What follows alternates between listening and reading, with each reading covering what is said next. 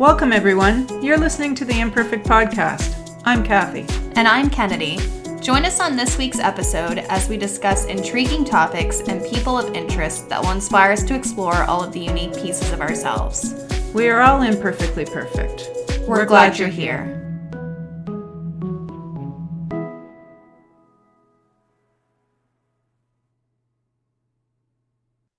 Hello, and welcome back to our next episode of the ImPerfect Podcast.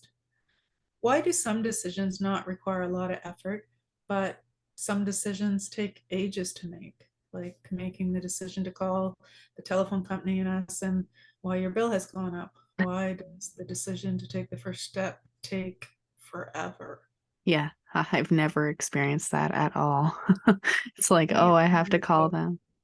Yeah, I was going to say a cable company, but I guess it's all the same now anyway. So yeah, phone company.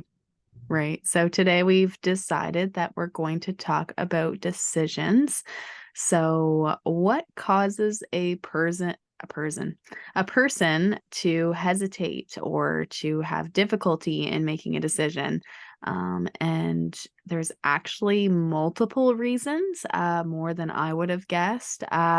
So to start off, it can be just straightforward, a fear of failure and a lack of confidence or information.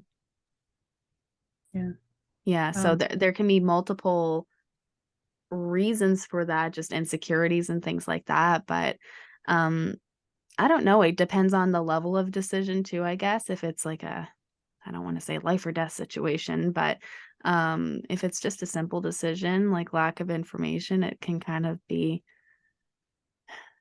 maybe not so relatable. But if you need a lot of information in making said decision, I can understand why someone's confidence might be lacking. Yeah, we're not just talking like what color Slurpee do I get. When you're looking at the bigger decisions in life, sometimes you do need information, and to have the confidence that you're capable to make the right decision, I think is one of the biggest hurdles, right? Like, what if I make the wrong decision? If it really is an important decision, not the Slurpee decision, but what if, let's say you're buying a car and it's down between two or three of them, and you really like that one, and you're thinking that you're going to go that way, but that there comes that voice. Well, what if there's something really wrong with the engine? What if he's not being honest with you? What if, and then you play the what if game and you can drive yourself nuts. Yeah. And with that lack of information as well, like the car example is a perfect example, because for me, I really don't know a whole lot about cars. So to have that lack of information like causes me to waver on my confidence and what I want or what I think is the right choice. But I guess in that situation, I would just pull my boyfriend with me and be like, okay, you're going to help me make this decision, I guess. Well, and that's valid. Sometimes we do need help with making decisions, but then other times, as we're going to discuss a little bit later, asking too many people's opinions can actually get in the way of you actually making a decision. Right. We've been there. So, right. So the next one would be that it can be a symptom of mental health conditions, which was surprising to find out. So it can be because of ADHD, depression, or PTSD are the three that we found. There could be more, but it was kind of like just bluntly put out there. And Mom was like, oh, whoa, okay. I didn't know that was a thing. I never looked at it that way, but then once I read them and we started to discuss as we were preparing for the show, makes total sense, right?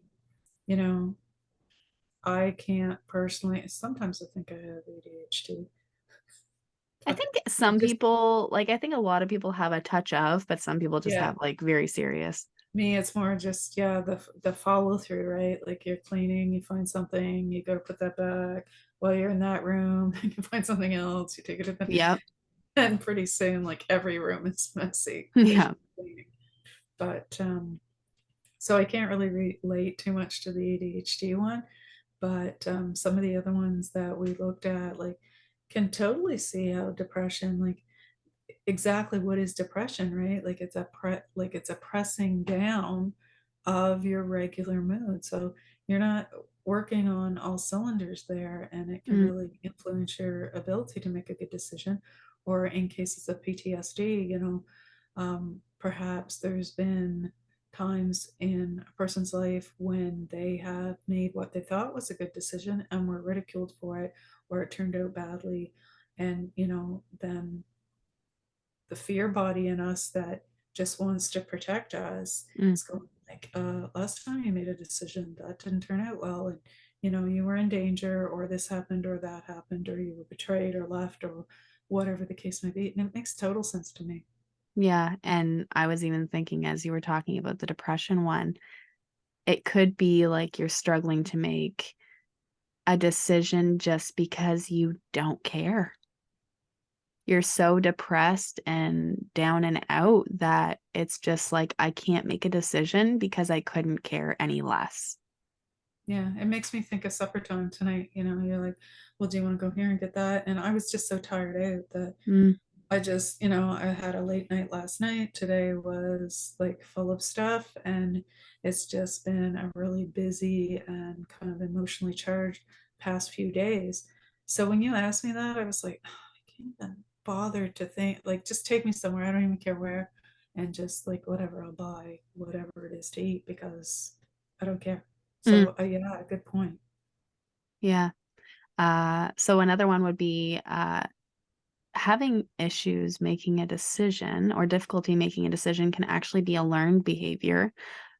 Makes a whole lot of sense. So people who were raised where there was opportunity to learn and grow from their choices, I guess, feel more comfortable about making decisions. Kind So again, of, what's that?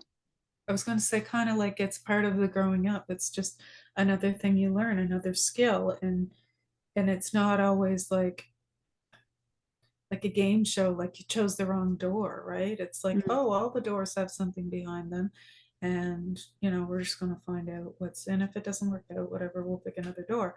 But yeah, a little bit more old-fashioned way was like you just kind of obeyed, and you didn't really have much opportunity as a child to speak and speak up for what your needs, wants, or desires were. So you know a lot of times I think people in my generation, for sure, and I don't know, maybe you can speak more to yours, but I guess it would be dependent on whatever particular family system you grew up in. But yeah, can totally see that one as well, because if you were raised in an atmosphere where it wasn't safe to make the wrong decision, or there was going to be strong repercussions, in the family structure, if you didn't take the decision, and sometimes it wasn't always a right or wrong decision, but maybe it was the decision that the parent, maybe there was some um, issues in the whole family system itself, and maybe the parent wanted you to make a certain decision and you didn't take that decision, then, I could see how that would have a trickle down effect. And yeah, I was just gonna say, if I can butt in, I think it's kind of, I can see where you're going with the generational thing, but I don't think that it's about a generational thing. I think it is just strictly based on family structure. Because as the more you talked, the more my thought processes were coming out of your mouth. Like the more I was thinking, it was coming through in your mouth as well. Like you were having the that's same thought weird. about how some family dynamics, it would be almost, you didn't feel safe to make a decision because you knew every question and every decision was a test. Right, Let's see what you're going to come up with. And are you going to pick the choice that I've brought you up and taught you to make? right. So, and sometimes it's not just a direct question either. It can be a circumstantial or certain situation that they're just watching to see how you react, what you do. Um, do you do them well and how they've raised you, kind of thing. So I think it's just straight up about family structure, in my opinion, at least. Because like you said, if the decisions are being associated with making errors or bad choices, indecisiveness will result from that. You just can't win. So it's easier just to avoid sometimes, or you just make the decision that everyone else is going to be happy with so that you don't have to deal with the consequences. But I yeah. can, yeah, yeah, what you were saying. Okay, so I can speak on it in terms of being a parent and other parenting styles that I've seen. I've got quite a broad span there of, well, you're how old now? Do you want me to say it? So, I've got a few years of experience and also in seeing how your peers were raised and your younger sister's peers were raised. And in what you were saying as a parent, yeah, there is some of that. I taught them the lesson to be kind, and now I'm going to stand back and hope that they make the right decision and hope that they take what I taught them and turn it to good or whatever. But there's also the case of some not always good motives at play there, and a little bit too, how do I say this nicely? You know where I'm going with it, but um, sometimes it wasn't always about the kid. Mm, It was, more about the parent and their own needs yeah. than the child learning and growing for themselves. Yeah. Yeah, exactly. So in some cases, I think, you know, as an adult, it can become an unconscious coping strategy, to not make decisions sort of out of safety, because when you were growing up and it wasn't safe to make certain decisions, or yeah, like you said, you couldn't win, right? Didn't matter what decision you made, you thought you were making the right one or the one that your parent wanted or your friend, and it always seemed to be the wrong one. So as an adult, it could become a coping strategy. Yeah. Out of just fear of making the wrong one. And you kind of like, it's kind of like I picture someone backing into a corner, like that kind of imagery. So another one would be the thought that it can have a negative impact on your self-worth. So it kind of plays into what we were just talking about, that the fear and anxiety of even having to make a decision can become so paralyzing. And the safety of indecision seems easier. So, Like the squirrel, right? right, Crossing the road. right, I've been that squirrel. Should I? No. right. Wait, but Right. then, and then this, and then whatever. And But what if? what? And what if? Yeah, And the maybe what I if. should have. Yeah. And yeah. Um, but I also feel it can go like one of two ways. See, I'm the type of person that I have no issue with making a decision, actually. Sometimes I like for other people to make decisions just because I want them to have the choice. But I oftentimes will make a decision, and it was because of what I wanted, but then to like further through conversations, sometimes I can be swayed to change my mind. But if I had to do things for myself, I find I am really good at making decisions, but it's when other layers of different people come into play. Like I just want other people to be pleased. So then sometimes I can struggle with making a decision because I just want them to have what they want. So it's just a whole big bag of who Yeah. knows what's going to pull out of the hat today. It's a really big bag. Yeah. Right. And perfectionism can be just as difficult, right? So, like, you can relate to that as well as I can, and What are you trying to say? nothing. Um, there's no in between, Yep. because it's either right or it's wrong, right? So, that black or white thinking can often get us in a lot of trouble, and, kind of, again, like just almost the paralyzing, like deer in the headlights look, what do I do now? Yeah. And some people get lost in details. So mom and I were talking about this Could before you we hit just lob the record. ball back to me? Right. But some people have so much information that it's just like you do really well at, yeah, I can totally do that. So okay. I'm talking about in this circumstance. Mom is so good with coming up with podcast topics and so good at finding quality information, Lots of but information, lots and lots of right, but that's the thing. Like you said, I have, by the end of it all, you have information from here to my house, is how you said it. And look at these 42 pages of the first sentence we're going to talk. right. And so, not so much now, but before I would come down here and mom's like, yeah, so I have the stuff.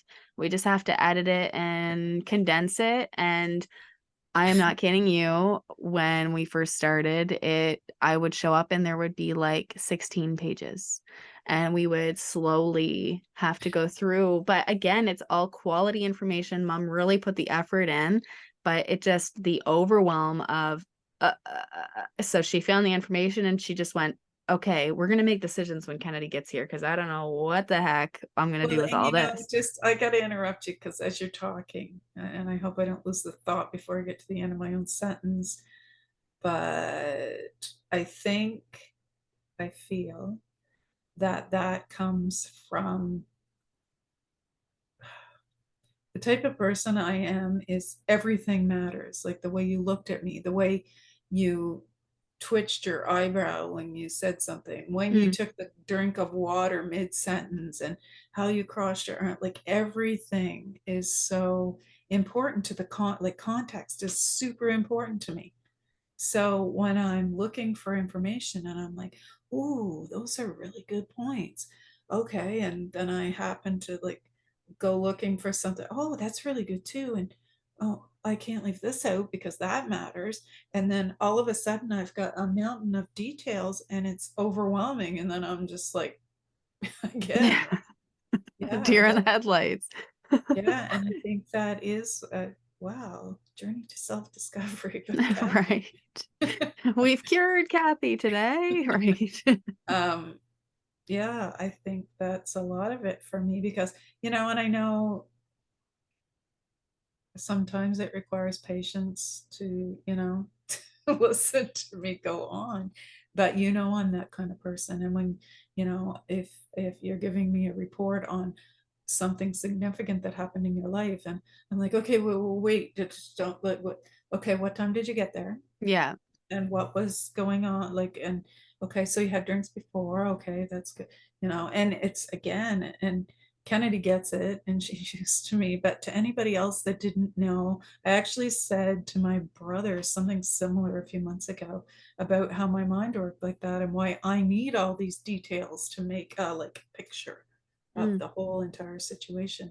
And I think that's probably plays into the whole, why I can often um, look at a situation and get pretty close to what the underneath layers are there, is mm. because all of those, now computing things are in my brain. But yeah. Yeah. Well, we're getting somewhere today because I'm okay, so self-discovery of me now. Maybe that's why I don't have such a hard time making decisions because even in our interactions with, so mom just recently made the big announcement about her clinic being open.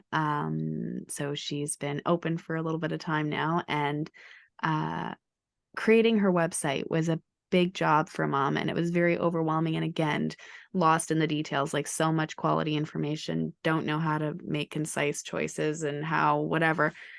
But I was quite blunt with you a couple of times where you were like, what do you think of this? And I was like, no.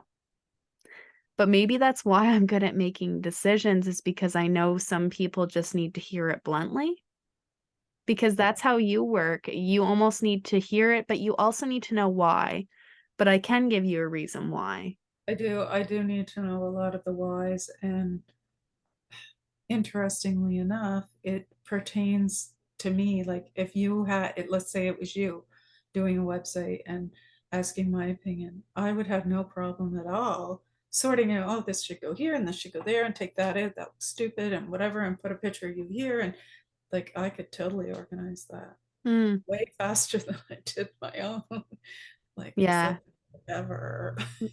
I think it's multiple. Yeah, again, like we don't have to go any deeper into this. We can continue on, but I think it's What are we multiple talking things, right?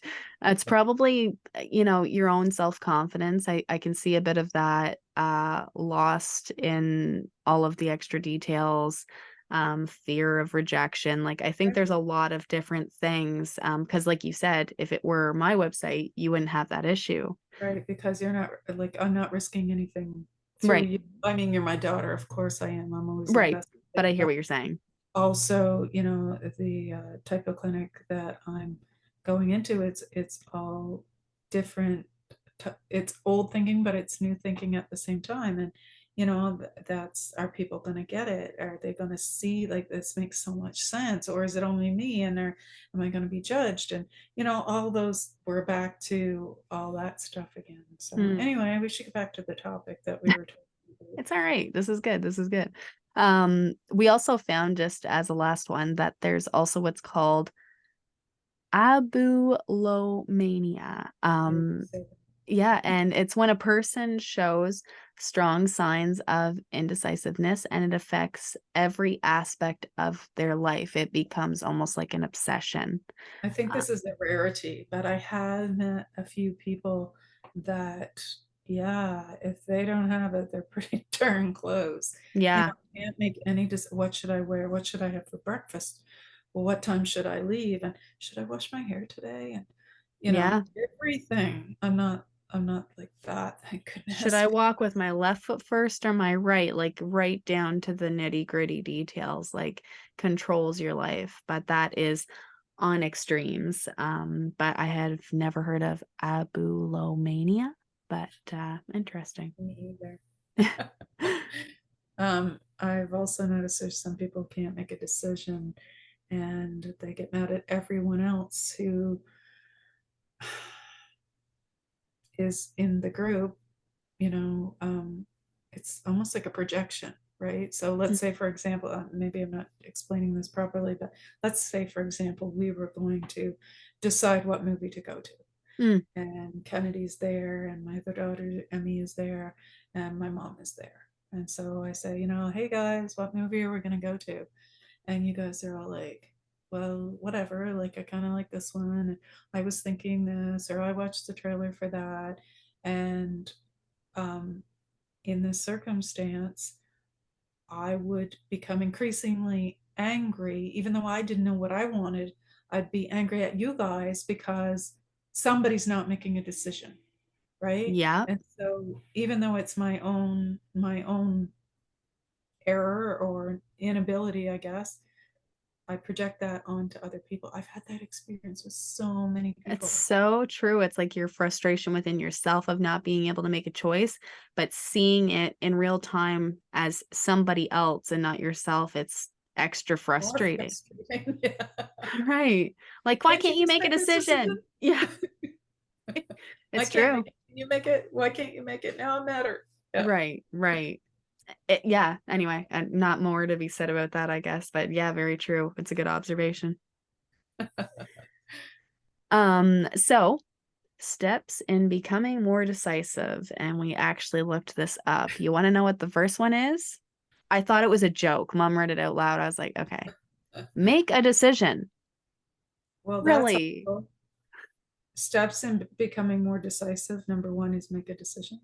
Yes. And that's the thing. It's like I've seen posts online of, why don't you just stop overthinking? Wow, well, I never thought about that before. Like, just obviously make a decision. Thank you so much. But it further explained that sometimes it can sometimes be more beneficial to not ask for others' opinions and to just trust your intuition. Because sometimes adding other people's opinions, and everybody is different, everybody's perception is different, everybody's experiences are different. So everybody is going to have a different answer. That's why we are all unique. Sometimes adding other layers of other people's choices and what they would pick in your circumstance makes it more confusing. And again, it kind of gets you lost in the information you have 10 people's opinions, but meanwhile, you can't even remember what your initial first choice was. And now you're questioning why you even chose that, because only 2 out of the 10 thought that, and the other 8 had 8 different opinions. And, I you have know, lived this life. Yeah. Um, but quite often now, well, I guess let me start by saying intuition. Mm, I always, now looking back, I always had strong intuition. And that, when you go to school and you're taught about life and how life works, nobody ever mentions that. And it was never talked about at home. And so I knew that I sometimes knew things that I should know, or felt, had certain feelings about it. Anyway, intuitive, or extrasensory kind of thing. And so I gradually learned to push that down, because in my world I didn't see it anywhere else, and why do I have this thing and mm, whatever. And I think that's kind of maybe where it started. But now, as I've gotten older, I've realized that sometimes I will ask other people's opinions. And again, friends and family have to know me and realize that I'm not like intending it to be insulting to them. That I've learned that that's how I often make decisions for myself, is I'll ask other people their take on something or a certain circumstance. Kennedy's favorite is when we go to a restaurant and I'll ask the server, like, hey, you work here, and like, what's your favorite thing to eat? And they'll say, oh, I really like the fish cakes. And I'm like, yeah, okay, so I'm yeah, not I gonna. hate fish. Thanks for nothing. Like, Right, right. But sometimes it is stuff that I like, not necessarily fish. when have you ever picked something that the I don't server has know, but it recommended? helps me decide. Okay, I'm not You being. have So never, I I've found never my own experienced steps it. in becoming more decisive. Right. This Okay. includes, Step 1 is admitting you have the problem, right? no, it's okay. So let's just pare it all down. Um, I use that to determine my own, like, how I feel about things. So Mm, if you said, well, I really like the spaghetti and meatballs, I'd be like, spaghetti. Yeah, I'm not feeling that tonight. So, then I would be able to narrow down my choices or whatever. I know it sounds a little back, um, backwards perhaps, but I've learned to work with it and go with it. It's just how my mind works. And hmm it's actually really helped me once I realized that that is why I do it. mm. So another word for intuition is essentially trust your gut too. So some people like to call it that. I tend to call it, oh, I got to go with my gut or whatever. But the second step in becoming more decisive is to develop your confidence. So again, it kind of furthers to what Mom was already saying. Avoid second guessing and have just confidence in yourself. And again, easier said than done. Confidence is a whole other topic in itself. But to be able to develop um, how you feel about yourself and your own choices. And maybe you're looking back at your track record and how many choices you've made, and maybe they've gone wrong, and it can be hard to have confidence in the fact that you can even make a decision that is going to turn out well. So, yeah, just developing your confidence. Yeah. And letting things go, again, easier said than done, but try not to worry too much about the mistakes. It's part of life, we all do it. We all, some things aren't within our control. I recently had a circumstance that I was kind of like, oh, should I have done this? Should I have done that? Would that have changed the outcome? All those sorts of things. It's hard to let go and hard Mm, to realize that, you know, sometimes everything isn't within your control, and, life goes on, and maybe those things would have happened with or without you. So right. Choosing one person that can act as a sounding board. So, kind of flipping the coin on what we said earlier on don't ask others for their opinion. You could ask someone to be a sounding board, or could even ask someone for their opinion. But the point is maybe asking 10 or 20 people isn't the best option, because then it's just overflow of opinion, and it can become overwhelming. Well, and then you've got 10 different decisions, right, to Mm, add to your already however many you had. right, And it's just even bigger. It's a bigger problem than it had right. begun. So, yeah. How about talking it out?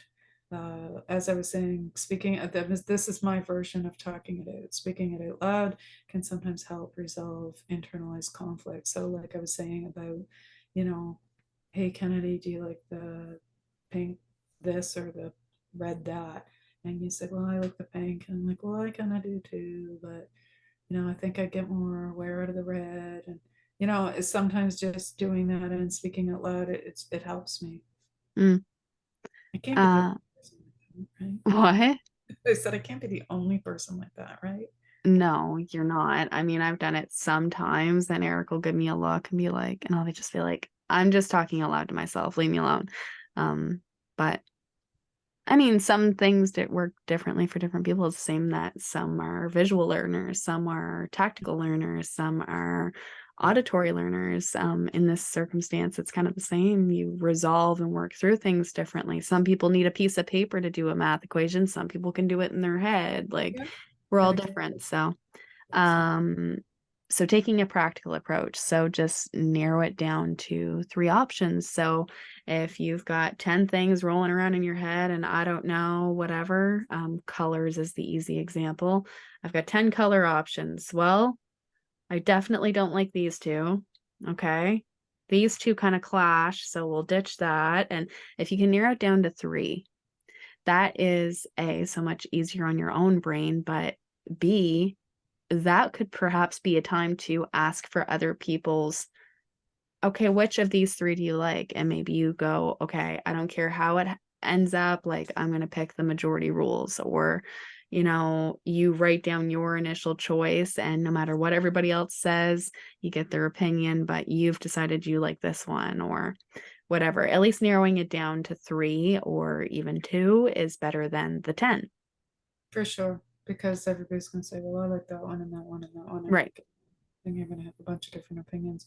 Also, as you were saying that, um, as a mom, I really tried to do that for you guys. I would give you 3 choices that I already pre-approved, but not telling you, of course. And I would say, do you want to wear the green shoes, the black shoes, or the blue shoes, and all shoes were okay choices in my mind. So that was enabling you to make your own decisions and get stronger at that. And yeah, to only have 3 choices so it wasn't overwhelming. Mm, I've seen examples of parents that do give their children a lot of choices, and I think sometimes they end up with the overwhelmed Christmas effect when the kids have opened all the toys and they're from one end of the house to the other on Christmas morning, and then they're crying on the floor because they've got nothing to play with, right. right? Oh, just Just ultimately overwhelmed. Yeah. a Yeah.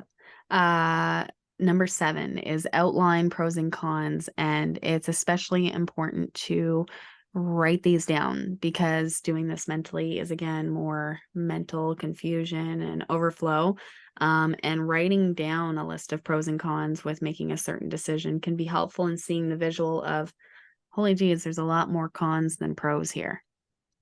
I think I had originally shown you how to do that years and years ago. Mm, Yeah, I sometimes use it for myself too, and it's sometimes so obvious once you get it in front of you. You're like, but of course, mm, it only makes sense that I make X decision because now that I see it on paper, it's so clear. But when it was jumbled up here with the grocery list and the chore list and whatever else list, you couldn't sort it out in your brain. So sometimes it is helpful to write those things down. Like right, you write, take a piece of a piece of paper, and one side pros to whatever your issue is that you're trying to decide, and the other side cons, and just make your lists. Which one's right. all? Number 8 is quite simply flip a coin, as if life was that easy. But I mean, if you need to make a split second decision, there you have it. Right. So I hope not everyone would make all their life decisions. Well, no, not serious ones, but We unplug grandma. Oh, Burger King or McDonald's. Yeah, no. Burger King or McDonald's kind of decisions, yeah. So, um, and a big one that I struggle with is avoid questioning your final decisions, right? Like, and that's when the what ifs come marching in. What if I had done it this way? And I wonder if I could have, changed the outcome or all that sort of thing. Once you've made the decision, you kind of got to go with it, because then it just turns into kicking yourself in the butt, right? Right. And number 10 is to congratulate yourself. And Mom and I kind of made a joke about this when we were, compiling all our information for today's episode. But I mean, all jokes aside, you should, if a decision was hard to make, and you're trying to work through that because it's something you have a hard time with, it is important to recognize when you make a decision and get past a hurdle like that. So I don't know if you want to throw yourself a party or if you just want to, mentally give yourself a pat on the back, but it is important to recognize things that you overcome, because we often congratulate people around us for things that we see that they're doing that are great, but small successes are still wins too. So. Right. And, you need some positive reinforcement to enable yourself to make a decision again, right? So if you recognize it's sometimes hard to look at our own selves and say, like, hey, I did pretty good there. Right. So we really couldn't make a decision on how to end this episode. No, literally we couldn't. So we'll see you next week. Bye. If you or someone you know has a unique story to tell, we'd love to hear from you. Email us at theimperfectpodcast@outlook.com. For more information and how to connect with us on social media, you can visit us at our website, theimperfectpodcast.ca. And from whichever platform you are listening to this episode, be sure to like, share, and leave us a review. We would really appreciate your feedback.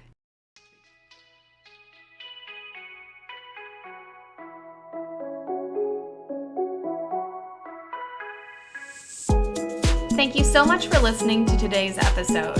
We look forward to hearing your feedback and seeing you all find that extra joy and embrace your own imperfect. See you next week.